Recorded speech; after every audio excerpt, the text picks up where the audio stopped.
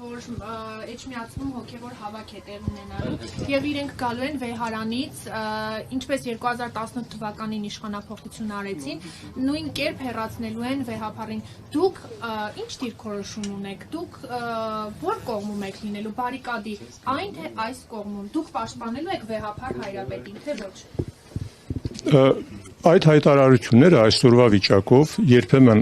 դրական, երբեմն մերժողական, երբեմն հաստատական, երբեմն կասկածական, երբեմն լինելու են, երբեմն չեն լինելու արտահայտության ձևերով են մինչև հիմա։ Երբեմն ասում է լինելու է, երբեմն ասում է չի լինելու, երբեմն ասում է որ դա ընդհանրապես աղոթքի համար է լինելու։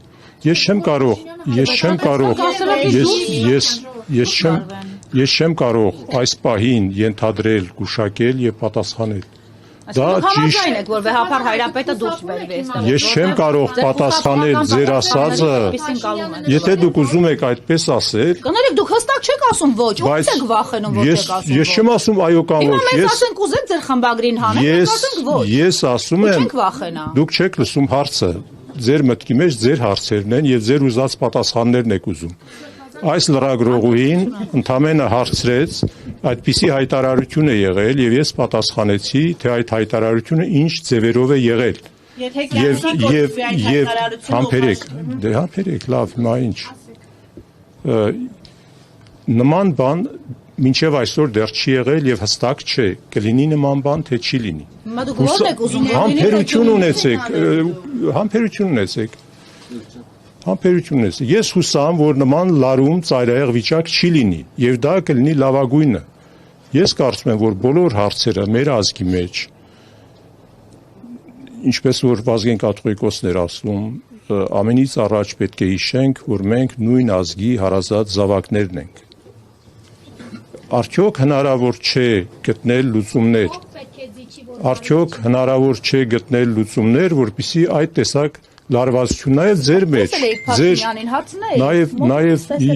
նաև ձեր մեջ նման լարվածություն չլինի։ Իմ երազանքը քաղաքացի ենք, սրբազան հայ, հիշում եք։ Համբերեք։ Ես կարծում եմ եւ իմ եւ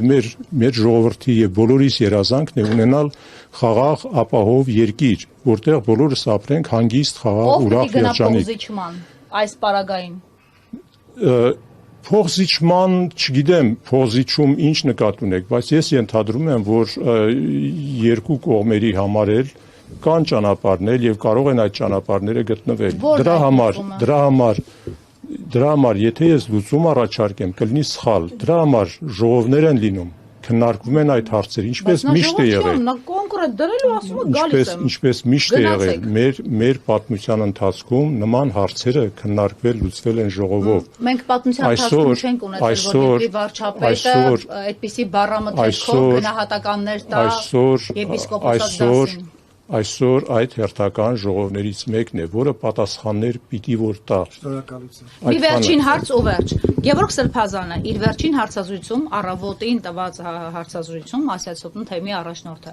ասել է մեզ մի խառնեք քաղաքական բաներին, պրոցեսներին։ Մենք ուզում ենք, ես կարծում եմ, որ կարելի է երկխոսության գնալ իշխանության հետ։ Եվ նա վերջին կիրակին, հիշում եք, պատարագին մասնակցել է եւ ողջագուրվել է երկրի վարչապետի հետ։ Հիմա դուք կարծում եք ողջագուրվել չէ, ողջույն է փոխանցել, ճիշտը դա է։ Եվ որևէ բան չկա այդպես, որ ձևը որոշված է հատկապես այդպես։ Այդուհանդերձ դուք կողմ եք ձեր եղբայրների խոսքի համար, ազատ մտքի համար, կալանավորածների։ Որ ասել է մենք քաղաքական հարցերում չենք խառնվում, այո, ես միանում եմ, իհարկե չեմ խառնվում։ Կներեք, ժամանակին մենք ունեցել ենք այդպիսի եկեղեցական, ով Լևոն Տեր-Պետրոսյանի կառավարման տարիներին եղել է քաղաքականության մեջ եւ բավականին ազդեցիկ։ Այն ժամանակ հասարակությունը եւ քաղաքական էլիտան չի քննարկել նրա եկեղեցական լինելը։ Այսօր այդ ինչի հանկարծ որոշեցինք, երբ որ պետականության հարցեր է դրված, ու Արցախ է փաթեթով տրվել թշնամուն, եկեղեցական իրավունք չունի խոսել։ Ես ասում եմ Գևորգ Սրբազանի արտահայտության մասին։ Գևորգ Սրբազանն ասում եք այսպես է ասել, ես ասում եմ, որ ճիշտ է ասել։ Ես էլ հիշեցնում եմ ձեզ 90-ականների քաղաքականությունը։ Չկապ ունի Գևորգ Սրբազանի ասացի։ Սա դուք կարիք ունեցել եք զրուցել։ Ինչի՞ այսօր չի կարելի ժամանակին կարելի է։ Ունեցել եք Փաշինյանի հետ առանձնազրույց ունենալ այս թեմաների շուրջ պատարագից հետո։